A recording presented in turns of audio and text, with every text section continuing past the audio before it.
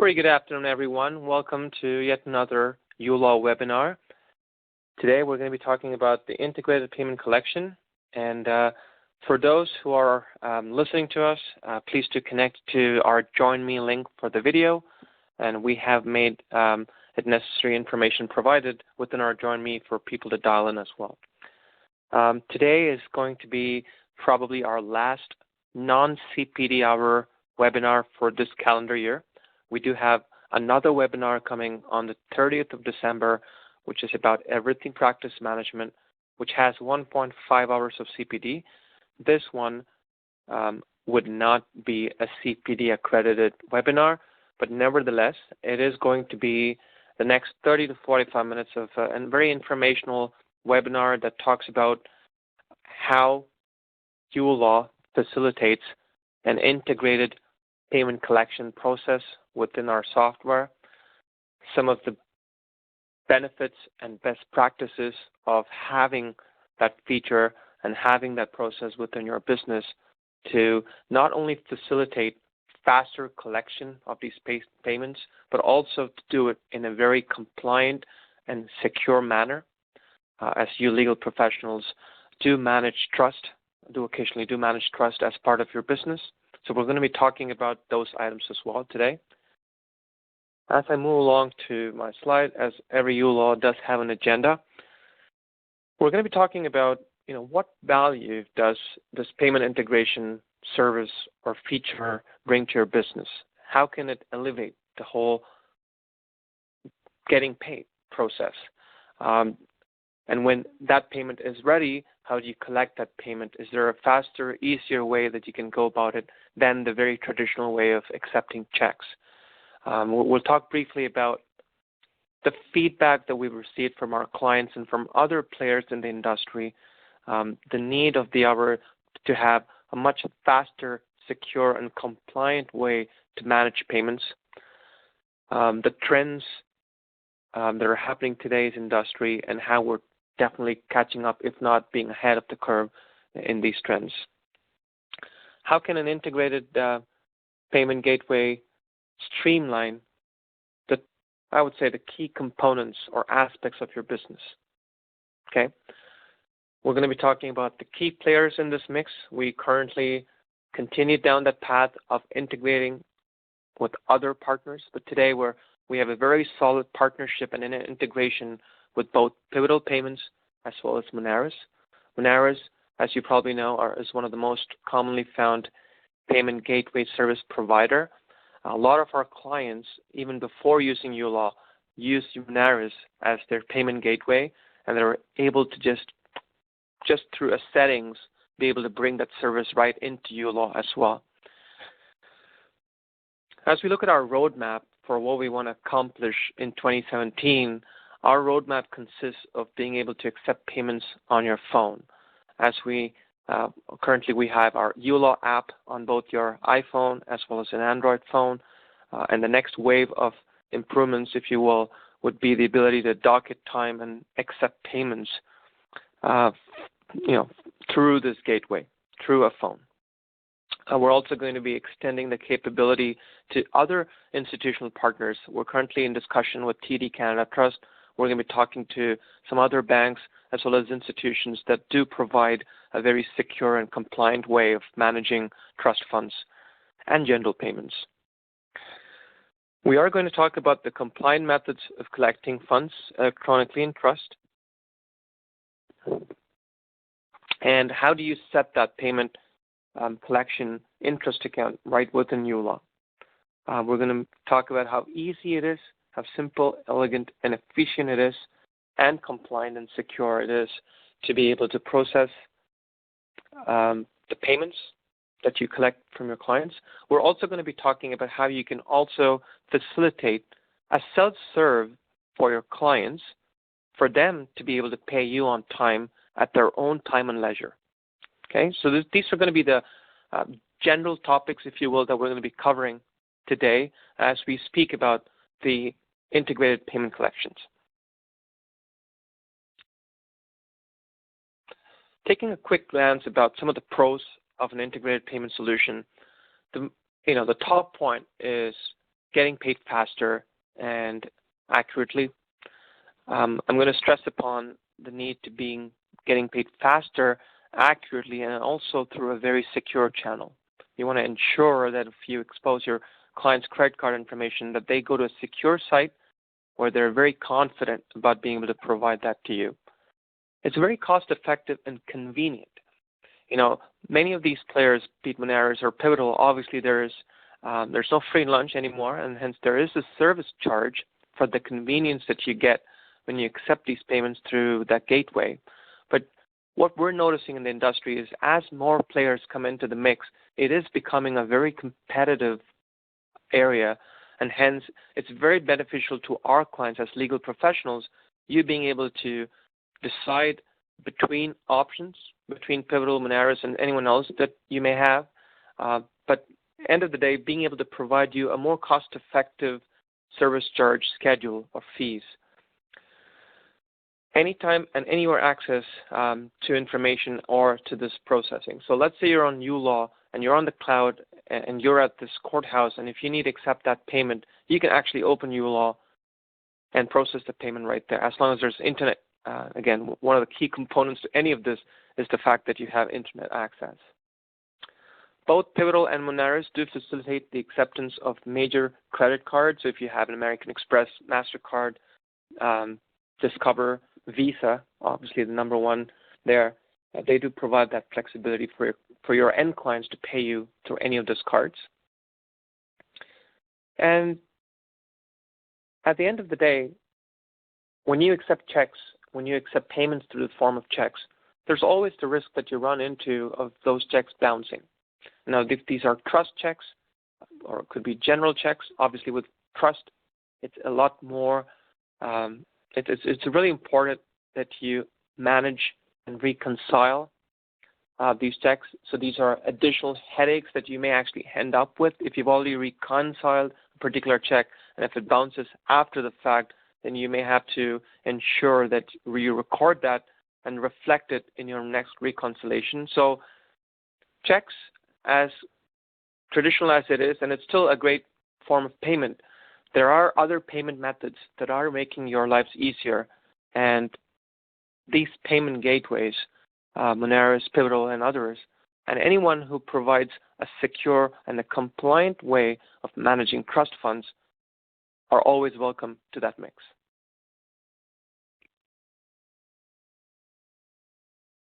When we spoke about how these credit card payments traditionally, if you're using, let's say, a Square, people collect that for when you go to a grocery store. If you go to a farmer's market, you're going to find people using Square to accept payments via your credit card. Now, the huge difference between those types of vendors and, say, a legal professional is that you handle trust money, or at least the legal professionals that do handle trust money. It's very important and imperative that you manage those trust funds, and the service fees that are collected in, charging that credit card for that particular amount, not gets taken out of your trust, but it should be taken out of your general account, leaving your trust alone, right? So you want to make sure that you're working with partners such as Moneris, Pivotal, or others who are compliant in a way that the service fee is taken out of your general account, and there's an easy methodology, way, and access to do that instead of it being taken out of your trust account. I think we've said this many times before, and never hurts to say again. And what Pivotal and Moneris does to facilitate that is it provides you separate terminal ID or kiosk IDs with separate HPP or secret keys. So you have a separate terminal ID for your trust and a separate terminal ID for your general, and there's a secret key that only you know that you can set up to access and ensure the transactions happen in these two disparate worlds. And that's the workflow that's set up to ensure that the service fees are taken out of your general account and your trust account is left untouched. And obviously, the last point is ensuring that the funds are approved at the time of processing. What that really means is, let's say there's a client and we're going to walk through that example later today. Let's say a client does provide you with his credit card to pay for a $500 retainer. You are now able to take that card right within uLaw, process, send it across to Moneris or Pivotal, check whether there are funds in that credit card, to make sure that it doesn't bounce. So you can actually check if there are funds. If there are no funds, it's going to come back with an error message. So you can ask for your client saying, I'm sorry, sir, but I don't think there's enough funds on this. Would appreciate if you can give me another card. So it's almost immediate. So it's almost like the check bouncing, but kind of that it did bounce right away. And for the uLaw users, for someone who's new to uLaw, this is this is how we integrate with the payment integration. We're going to be talking about it as we walk through the demo. It's right within our settings and within this tab called Accounts. It's just 4 pieces of information, or 5 in fact. You just tell us who you're working with, the payment gateway, whether it's Moneris or Pivotal, and tell us what the individual trust and general IDs along with their secret keys are for either of those players. And that's all there is. And then you save it, and then when you actually do transact and you actually accept a payment, we provide you with the opportunity to collect that payment via credit card through these gateways. And we've gone one step further now to extend the capability of that workflow to also accommodate general payments. So we've spoken enough about trust and how important it is to stay compliant, but a bit of a convenience now in uLaw is when you generate an invoice, and if the client actually owes you money over and above the trust amount, so let's say they owe you actually $20 over and above the trust or just as a general payment, we now provide a link right within your invoice so that when you send that invoice electronically to your client, he or she would actually be able to click a link and pay that bill at their own time and leisure. And you don't necessarily have to follow up to find out and ask about it. Okay. Again, we've spoken about this. Just a quick reiteration about the benefits of that payment process software or solution: efficient, very flexible by keeping the trust in general separate. You're ensuring best practices and compliant practices. It's secure. Both these gateways as well as others who are providing the service do offer a HTTPS secure site so that the credit card information is secure. And it's a very cost-effective solution. Time is money. So at many times when these checks bounce and you have to go back and forth, and that's a lot of time. And as I said, as competitive as this field is getting, the players are able to now offer much competitive prices. What used to be 5 and 6% are now about 1.52%, and we only see that getting more competitive, making it that much more of a value add for our legal clients. So a part of this presentation is to actually just give you a quick walkthrough of what you're going to see in the next few live sessions of working with uLaw, and it is going to be available to you as part of this recorded webinar.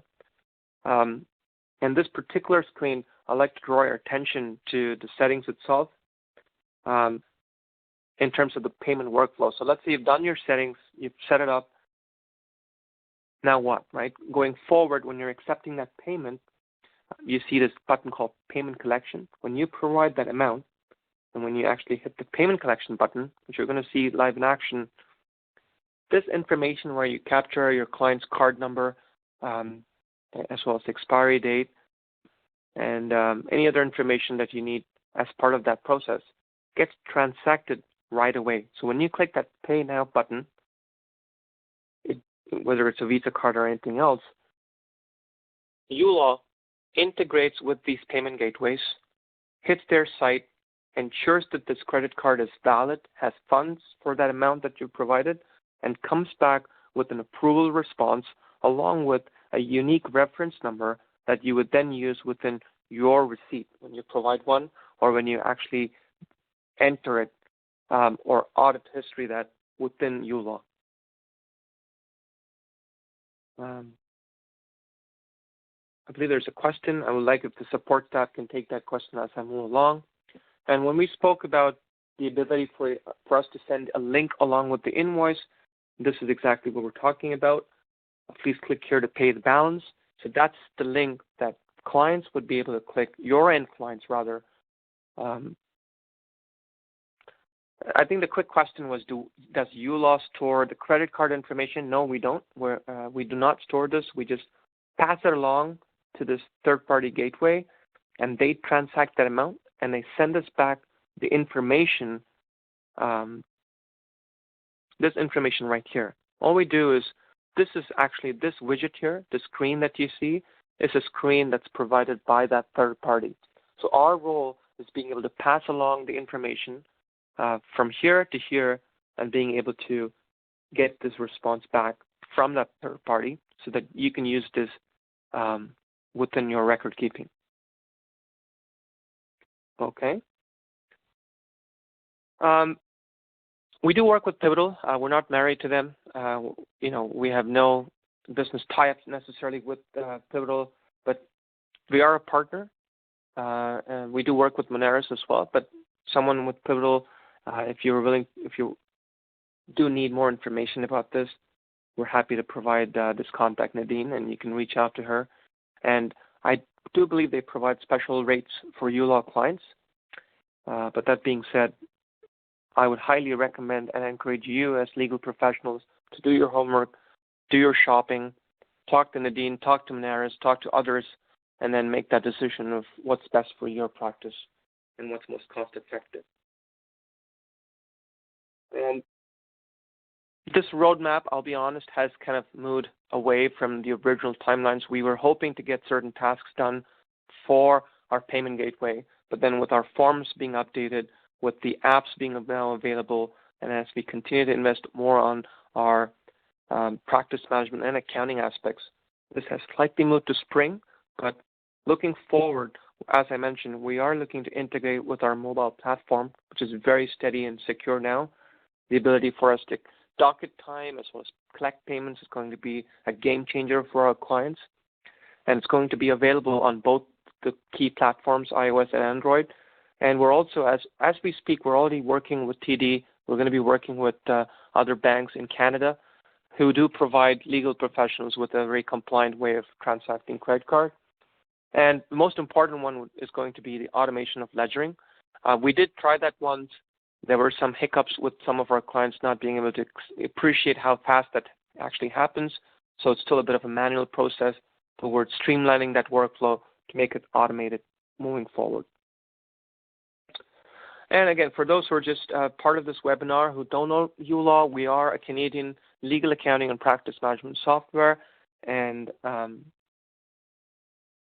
we encourage you to visit our website, and we do offer a free 30-day trial, and we're happy to help in any way possible.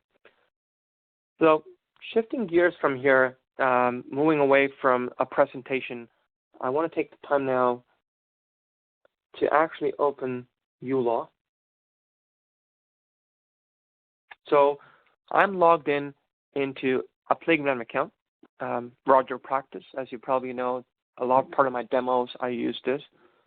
And we're going to be walking through rather, a simple use case. Let's create a contact. Let's generate a matter for that contact or client. I'm not going to be doing a lot of Law Society compliance documents along the way. I'm just going to stick to the crux of this presentation. I'm going to take you through adding a client, creating a matter, accepting payments both in terms of trust and general, kind of walk you through the settings of how we accomplish that for both Moneris and Pivotal, and just show you how convenient and easy it is to be able to accept payments moving forward. Okay? So as a first step, contacts, as you know, is kind of our CRM hub. It's where we store all of our people and address information. So let me say new contact, add to clients.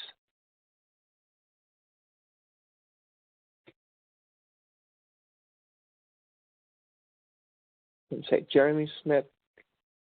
One of our new features is the ability for you to now tell us how you received that client. Was through a referral, was through an external referral, maybe it was through a seminar. We could say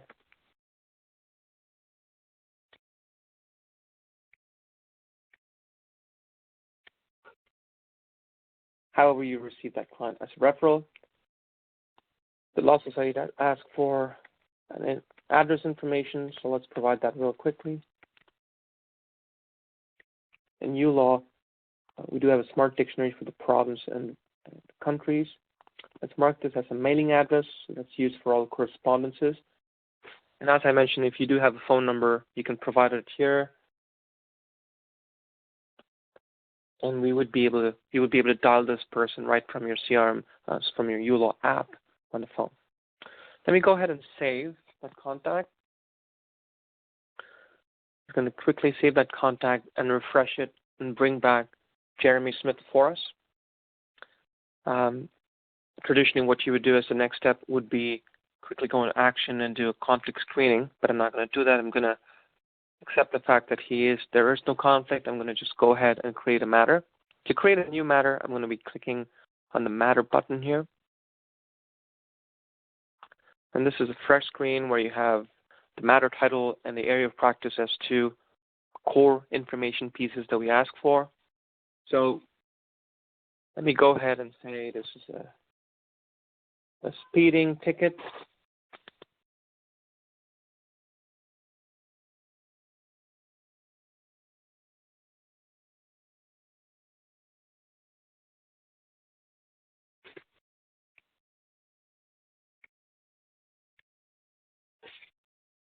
And let me mark this as a POA.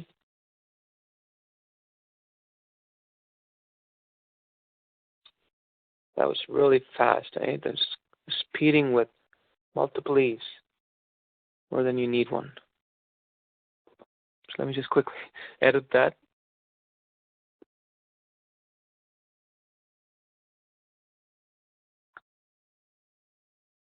So just my eye. Okay. I think I got it the right first time. All right, so now that we have that matter in place, you can see we do generate an automated file number. And as a first step, I'm going to go ahead, let's say you've signed the retainer agreement, and let's take the classic example of a trust retainer. Before I do that, let me just show you our settings. The uLaw settings tab is right at the top right corner by clicking settings and going into the accounts tab. I currently have my payment collection associated with Moneris. So let me start out with Moneris, and then I can show you another example for a general payment through Pivotal. And when you look at the Moneris account, we have the test account. Again, this is only for our own internal purposes. When you use your account, it would be the main account, either Moneris or Pivotal Payments is what you would choose. And when you do choose Moneris, you're going to have a store ID. That's what they call it. And Pivotal calls it as a terminal ID. Let's go back to the Moneris one. So this is the sample of a store ID that Moneris is going to provide you when you sign up with Moneris for their payment gateway processing service. And you can set up your own secret key, or HPP key in this case. And there's a separate general store ID, as I mentioned earlier, and has its own HPP key as well.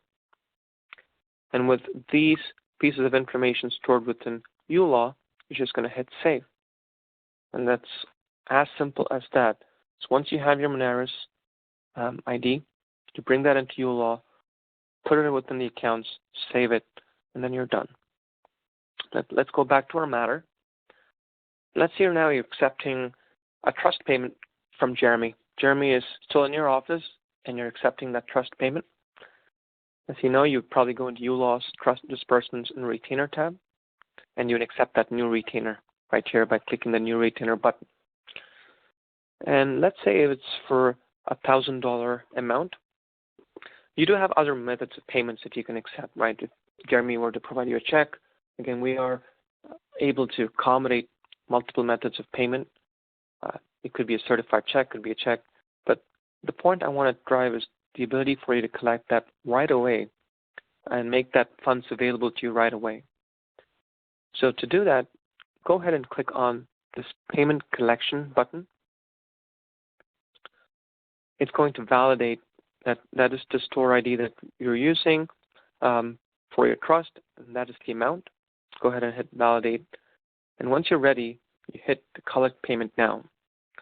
This particular screen is the Monaris screen.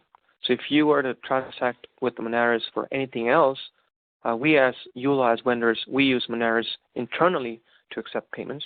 And this will be the same screen, same color combination that you would see. Now, you would ask for Jeremy's card information.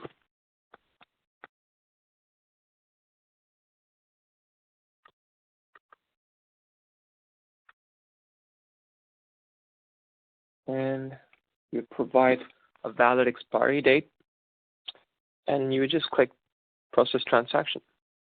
Now, in real time, uLaw would connect with the Monaris servers. Monaris would talk to the credit card, ensure the funds are available, and just like that, provide you with this approved transaction. Okay? It's going to tell you what the transaction amount is. It's going to tell you the order ID, and more importantly, it's going to give you this unique reference number. You're going to see a Monaris reference number is a larger, I think it's a 16-digit number. And all you have to do is copy that, come back here, tell uLaw what that reference number is, and you can provide a receipt and hit apply. So just like that, you've now been able to accept a retainer. And let's say Monaris charges you 1%. Okay? So that $10 of service fee that they would actually transact would now be taken out of your general account, and your trust account would be left untouched. And that's something that they do. It's not something we do. We're just working with the right partners who do provide that service. So here's the retainer receipt, and you're going to notice that that reference number that Monaris provided us would now be part of this receipt. So just talk about the matter. It's a speeding ticket. It has the file number, a renew retainer for $1,000, and that's the credit card transaction or reference number. Okay, so that was easy.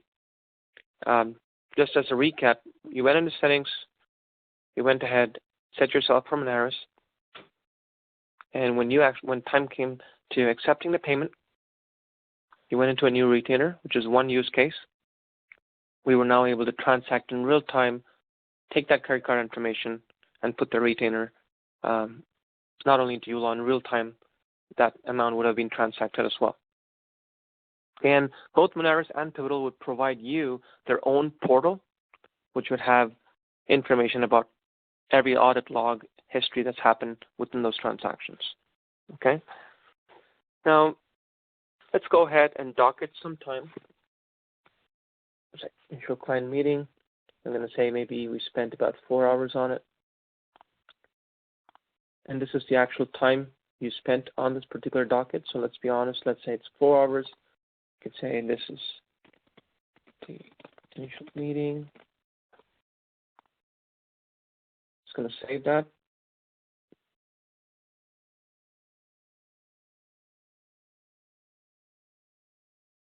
Maybe put in a couple of disbursements. Say it's an application fee. It's for $75 with tax exempt. We'll say we paid it to Ministry Finance, paying from your general account. Let's say you wrote them a check. You can also print a check in uLaw, as you know, which allows you to actually avoid handwriting checks. So you can go ahead and say, okay, I'm just going to need a couple of remittances, the application fee, hit download, generate that check, move forward. For the purposes of this demo, you can see there's still about $247 left in trust. So let's go ahead and raise an invoice. Okay. So I'm going to say mark as paid. I'm going to go ahead and invoice this client.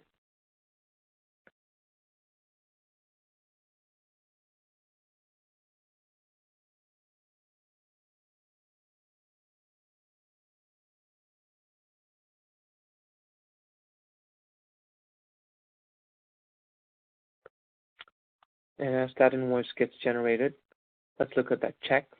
So this would emboss right on top of the check leaflet if you were to leave it on your printer. So let's say this is the check. It's going to write exactly embossed on top of that check, and these will be the two remittances. So we've got our check, or sorry, the first invoice that we've raised. You're going to notice that 4 hour, $600, and then you got the application fee.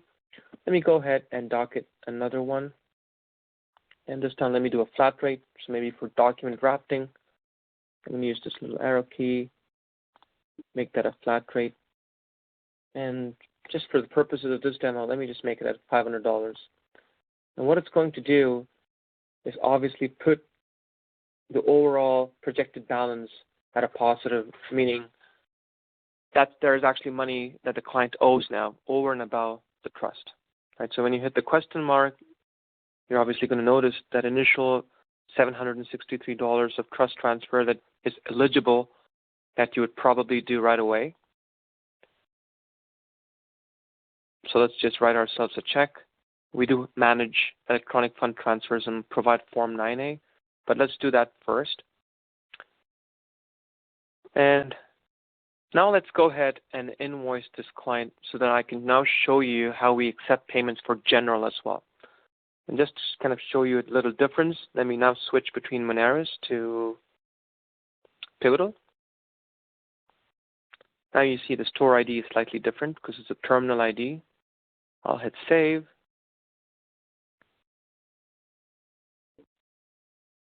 And when I go into my matters, let me go ahead and raise that invoice. As you can see, we do provide that status of an invoice pending, and that lists any current invoices that have already been raised. So let's hit document generation, invoice, complete.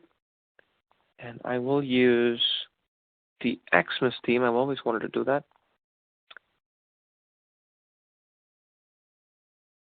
This time, I'm not going to mark this as paid because the client actually owes us money.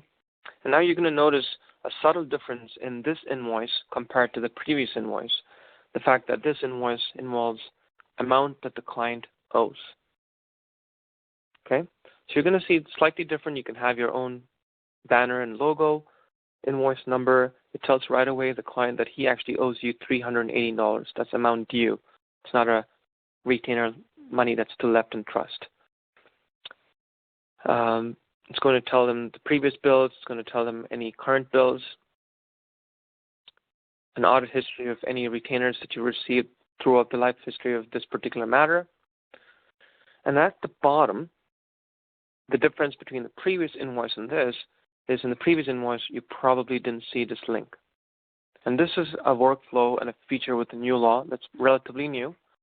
But it allows for when you send this invoice as an email, in an electronic format or in any other format, but electronic. Your client is going to receive this email, and then you can maybe notify him that, hey, you know what? If you want to take that action of making that payment, go ahead and use that link. Okay? So let's say your client receives that email. In the meantime, you can go ahead and transfer the remaining trust transfer, and you're going to notice uLaw always keeps you compliant, even though the legal fee was for $565. $247 is the eligible amount that you can transfer. And let's do an electronic fund transfer as I let some of our other friends into the webinar. And when you do an electronic fund transfer, we do provide a Form 9A. And if you've filled in your information before we retain it, so that we then allow you to generate this pre-populated Form 9A for all of the electronic transfers that you do between your trust and general. All you have to do is sign this and file this. In the context of the payment itself, so let's just go back to the invoice. So there's a couple of options here, right? So either the client may decide to use this link and pay it at their leisure, their own time, and I'm going to show you how that works. Or you may have to follow up with the client at a particular time, because there are some clients who pay you on time. I'm sure you met some other clients who really don't pay you, and then you need to follow up with them on a very regular basis to get that payment done. So how do you know what payments are overdue and what are not? I know this is a slight segue from the integrated payment, but it's still relevant. so that you have a holistic picture of how you go about collecting these payments and why that integrated payment is that much more effective and efficient, right? Otherwise, what you would have to do is go into our accounts. We have reports for everything, right? So if you go into look at our invoice balance. Our invoice balance report tells you information about which client owes you how much money, and whether that's money left sitting in trust that you failed to transfer, or if the client actually owes you money. Now, the fact that we've not gone ahead and transacted that invoice, so we've not gone ahead and paid off that $318, right? So if you go back to that matter, you're going to notice it still says the client owes you $318.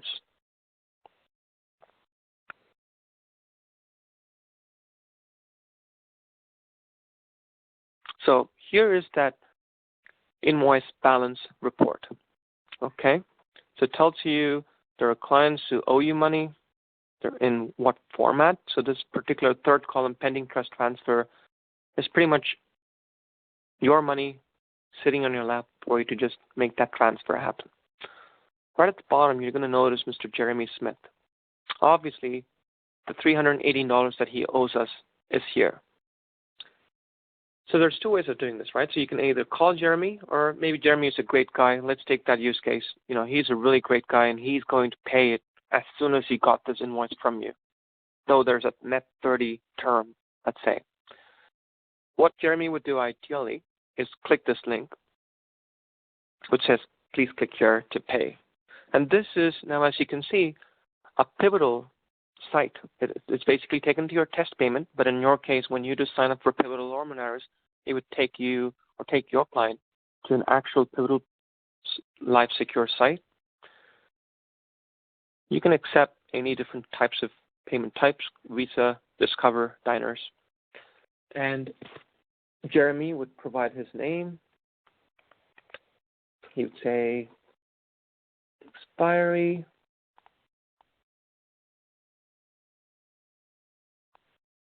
Oh,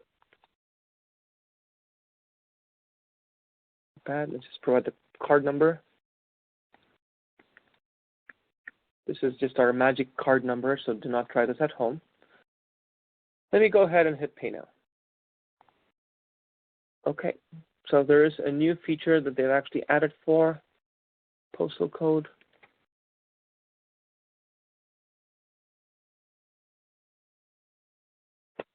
All right, there you go. Pivotal now goes and transacts it, and now you can see Pivotal obviously has a different alphanumeric reference number. There's a couple of differences. Now, the one thing I failed to show you is as and when these transactions happen, we do provide emails that reflect this information. So let's take that last email that we just received. As soon as a transaction happens, let's say Jeremy actually did pay that bill using that link, we actually notify you of that. So right away you know, because you're not just waiting to know whether it happened or not. You know right away that, hey, this particular response rate payment processing is now approved. It also tells you the unique reference number. It tells you the matter and the client information. Very important. Mr. Jeremy Smith for this particular matter. So all you have to do is take that unique reference number, going to uLaw, okay, your friendly neighborhood Spider-Man, so it's your very friendly question mark, and click on the payments.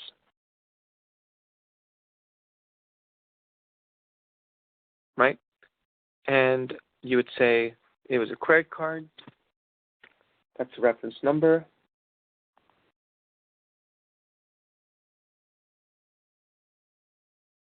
And hit apply. So the first use case that we looked with the Monero is where we accepted a credit card right within uLaw, transacted it, and put that reference number in. The other use case that we use now was where for any general payments, we were able to send that embedded link right within the uLaw invoice for your client to be able to self-serve and pay you the amount due at their own leisure, and you now being able to transact that right within uLaw. And the payment receipt would have all the information, just like the first case. It's going to talk about that particular speeding ticket for that client payment. And you would sign this, the client would sign this. And now this is a zero balance matter. And you can go ahead and you can mark this as closed or archived, or you can just leave it as active if that's what you like to do. So over the period of the last, I would say, the 20-25 minutes of us viewing this demonstration, just as a quick recap on what we've been able to do, we created a contact or a client, Jeremy Smith. He or she came to you through a seminar referral, and we created a matter for Jeremy Smith, which was a speeding ticket. We accepted, to showcase how we integrate with Pivotal Payments and Moneris, we accepted a trust payment of $1,000, and this was received through a credit card information that they provided that we accepted right within uLaw. So you accepted that. There was a payment collection button. We clicked that. We went through the process and the workflow that Moneris provided, and it came back with this 16-digit unique reference number that we then applied and gave him a receipt as well.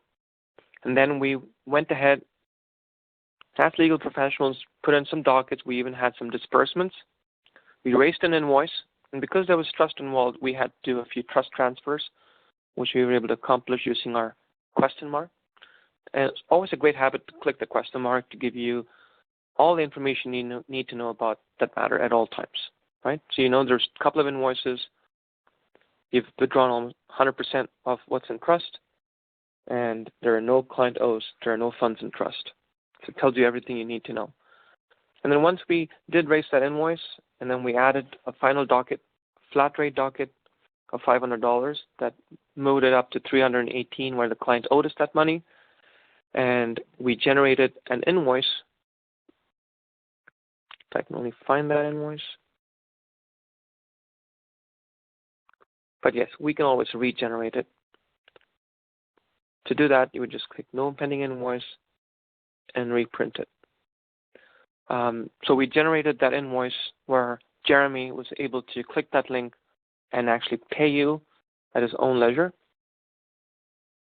And then we inputted that information via the email that we received back into uLaw. Okay. So I know there's about 10 more minutes of the time to take any questions, and I highly recommend that you use the chat window to ask us any questions that you may have. I'm not going to open the phone lines, so we've done that before, and it does get a bit noisy for sometimes, so I'm just going to go ahead and have you ask your questions through our chat window. So I'm going to open up right now. But I hope that was an informational session, especially those legal professionals that are exploring options, of different types of options for payments. And if you've been using the typical check, this is a new approach to how you can accept payments. And I think a quick question was, does the software allow you to receive money via email? Well, that would still have to be through the bank or any other institution that facilitates that. And I think the question is, does uLaw offer that? No, we don't do that yet. But through our integration with TD, I think we'd be able to accomplish that very easily, because TD does allow for you to accept, deposit email payments. So that hopefully answers that question. And for one of the questions, yes, we did demonstrate both Moneris and the Pivotal in the demo. I hope you were able to see that. It's right within our settings tab where you provide that information. It's under settings, under accounts, and there's 1, 2, 3, 4, 5 pieces of information that we collect. One is the collection setup itself, whether it's Pivotal or Moneris, and then depending on that choice, you would provide us with either the terminal store ID and its associated secret keys.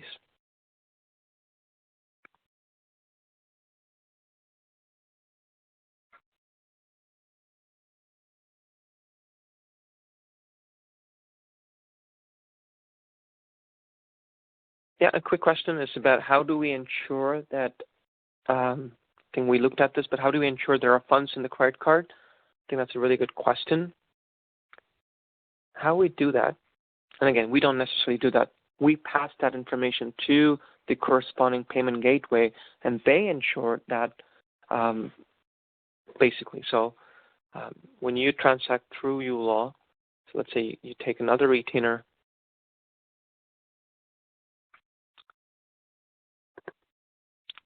for $500, say payment collection, validate fields.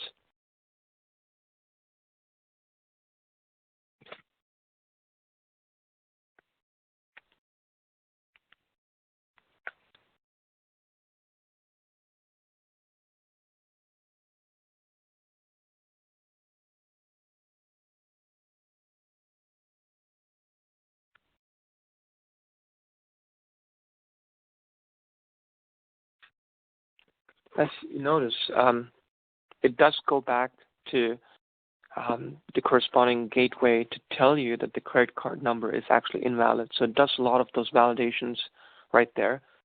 Unfortunately, I'm not able to show you how that would be lack of funds because this is a test database.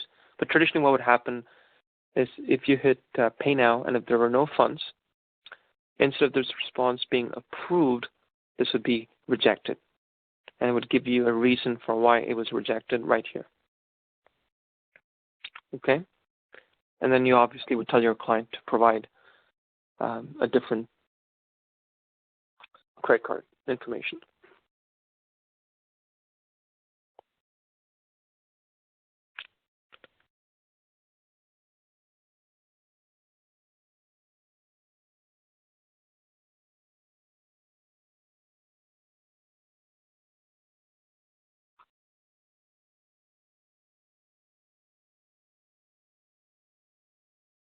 I think there's a question about how do I register for the Law Society credits. As I mentioned earlier on in this particular webinar, this webinar is not accredited for CPD.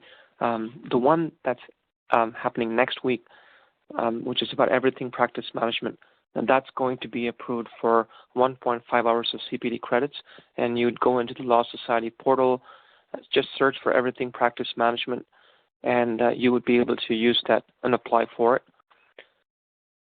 And in terms of providing us the name and address for this particular, yes, so we do have, as part of our presentation, and we'll make that recorded and available to you, we have provided the information. If you can just provide us your name and your email, because we only have your, I believe, your phone number here, we're happy to provide you that information. Her name is Nadine, and she's with Pivotal, and we're more than happy to provide that information.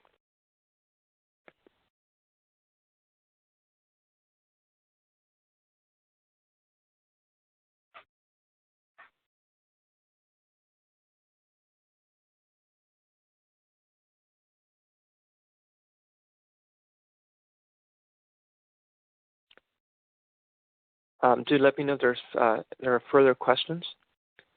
We think have maybe 5 more minutes before we wrap it up for our Christmas holidays.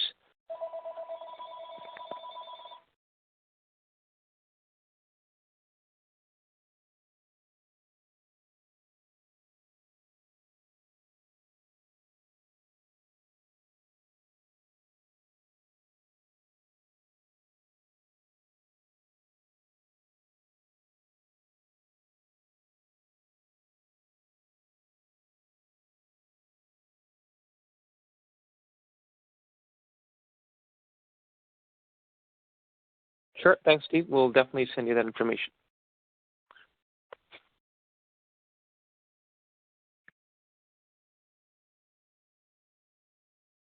I actually have it right here.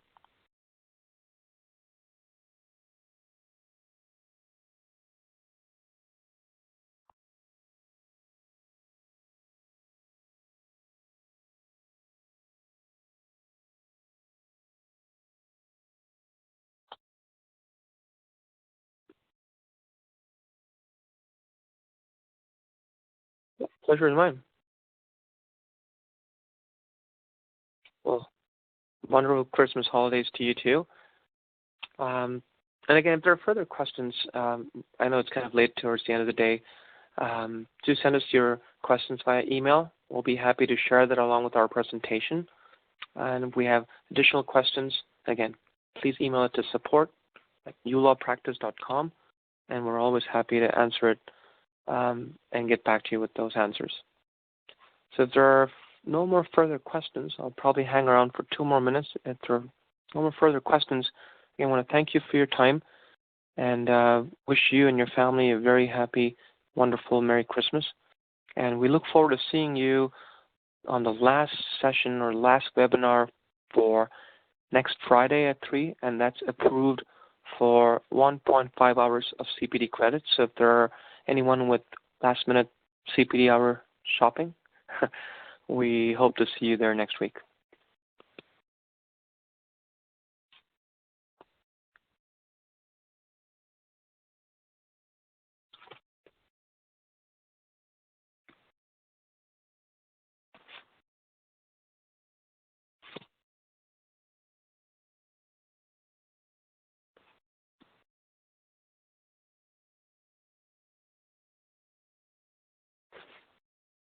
Thank you, everyone, for your time today, and we look forward to seeing you in our next session.